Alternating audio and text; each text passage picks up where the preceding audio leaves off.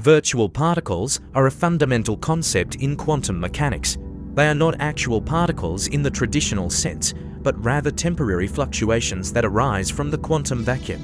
Here's a breakdown of their origin and nature. 1. Quantum vacuum fluctuations. In quantum mechanics, empty space is not truly empty but rather is filled with constant fluctuations of energy.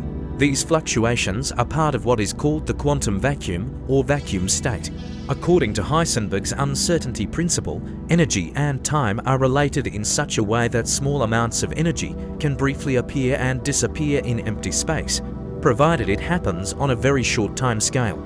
This means that even in the absence of real particles, energy fluctuations can occur, creating what we call virtual particles.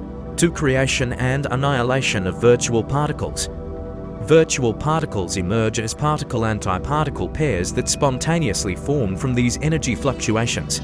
These pairs appear in pairs one particle and one antiparticle because of the conservation of energy. They are called virtual because they exist only for a very brief period of time, less than the time limit allowed by the uncertainty principle, and they cannot be directly observed. They are typically said to annihilate each other very quickly, returning the energy they borrowed to the quantum vacuum. For example, a virtual electron and a virtual positron, the electron's antimatter counterpart, may pop into existence for a short time and then annihilate each other, disappearing without any lasting effect. These virtual particles don't violate conservation laws because they exist within the allowed energy-time uncertainty limit. 3. Virtual particles in quantum field theory QFT. In quantum field theory QFT, all particles are seen as excitations or quanta of underlying fields. Virtual particles are a mathematical consequence of these fields. For example, in quantum electrodynamics QED, the electromagnetic field can mediate forces between charged particles by exchanging virtual particles, typically virtual photons. These virtual photons are not real particles that can be detected directly. Rather, they are used as intermediate states in the calculation of interactions between real particles. 4. Role of virtual particles in interactions. Virtual particles play a crucial role in mediating forces and interactions between real particles.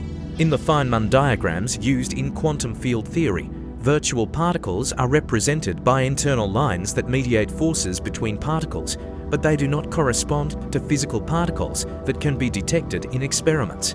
For instance, the force between two charged particles like electrons is mediated by the exchange of virtual photons, which are the carriers of the electromagnetic force, even though we never directly see these virtual photons.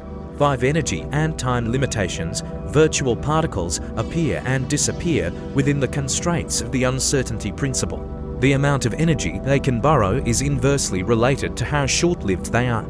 The shorter their lifetime, the more energy they can have, though still within the limits set by the uncertainty principle.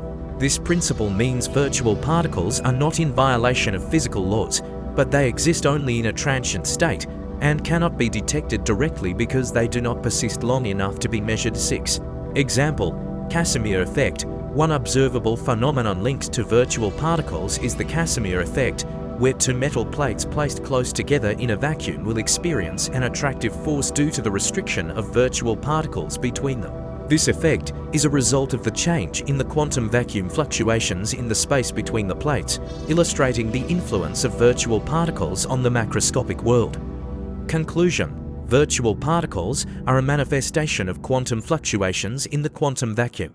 They arise due to the inherent uncertainty in energy and time, as described by Heisenberg's uncertainty principle, and exist only briefly before annihilating each other. They are used in quantum field theory to describe particle interactions, but are not real particles in the traditional sense. Rather, they are an important mathematical and physical concept for understanding the fundamental forces and interactions in the universe.